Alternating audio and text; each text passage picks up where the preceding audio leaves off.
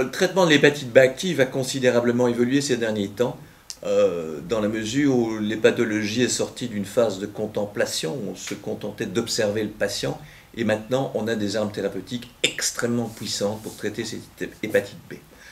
Retenons deux choses, deux grandes catégories de traitement. La première catégorie, c'est l'interféron. L'interféron se donne par injection intramusculaire, et l'interféron se veut être un immunostimulateur. Donc d'une certaine façon, on va stimuler l'immunité du patient, qui dans une hépatite chronique active a une riposte immunitaire. Il a développé déjà des anticorps, et la preuve en est, c'est qu'il y a une cytolyse, donc il y a une destruction du virus, et des hépatocytes indirectement, mais cette riposte immunitaire n'est pas suffisante. C'est ça le problème de l'hépatite chronique active. Et donc, l'interféron va venir en quelque sorte booster cette immunité et renforcer la cytolyse. C'est d'ailleurs pas pour rien que sous interféron, on va voir une poussée des transaminases qui vont augmenter. Mais en détruisant la cellule d'hépatocyte infectée, ils vont détruire le virus. Alors, l'interféron est très intéressant parce que c'est probablement la seule molécule qui permettrait d'avoir une véritable séroconversion. En clair, l'élimination de l'antigène australien.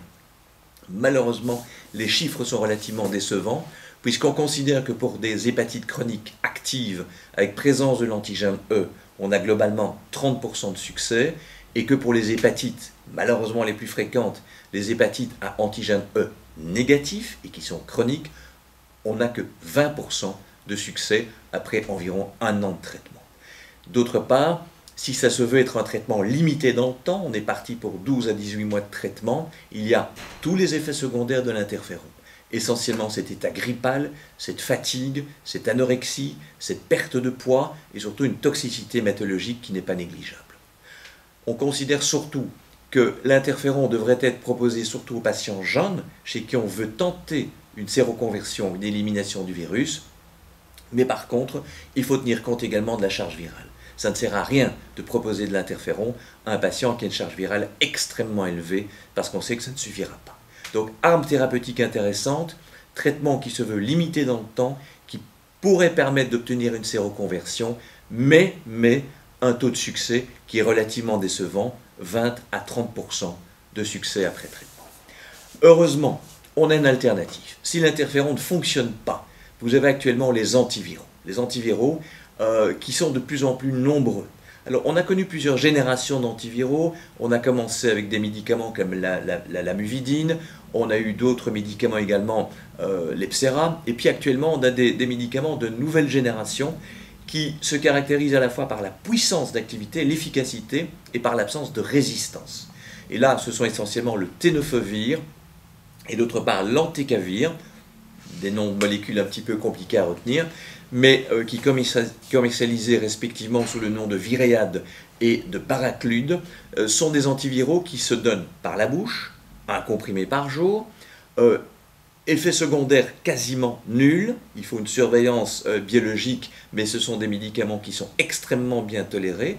La seule chose, c'est que ce sont des traitements antiviraux qui font quoi? Qui permettent d'abaisser la charge virale. On a des charges virales pratiquement indétectables après 1 ou 2 ans de traitement. Mais il faut maintenir les patients sous traitement. Parce que si vous arrêtez, la charge virale, c'est un peu le même problème que pour les patients séropositifs pour le virus HIV, la charge virale réaugmente à l'arrêt du traitement. Et donc, contrairement à l'interféron, peu d'effets secondaires, très bonne efficacité, mais durée de traitement très prolongée, pour ne pas dire à vie.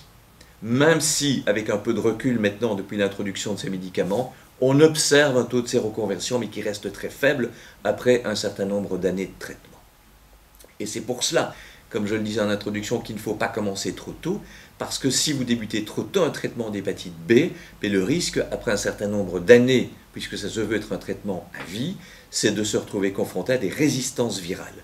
Or, au stade actuel, on a 2 ou 3 molécules et on n'en a pas d'autres. Donc on risquerait de se trouver confronté à l'apparition, à l'émergence de sources virales résistantes, non seulement dangereuses pour le patient, mais effectivement très dangereuses s'il y avait transmission de ce virus dans le reste de la population.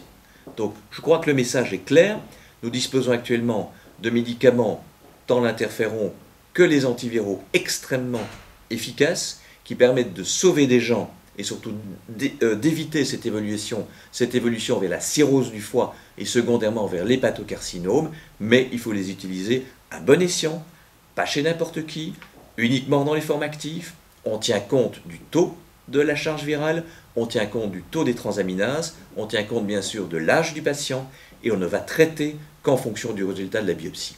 Biopsie qui par ailleurs en Belgique est obligatoire pour introduire une demande de remboursement auprès des mutuelles, parce que pour information, un traitement viral, antiviral de type baraclude, antécavir est de l'ordre de 400-450 euros par mois, un traitement par interféron est de l'ordre de 1700 euros par mois, mais je vous rappelle c'est pour une durée plus limitée.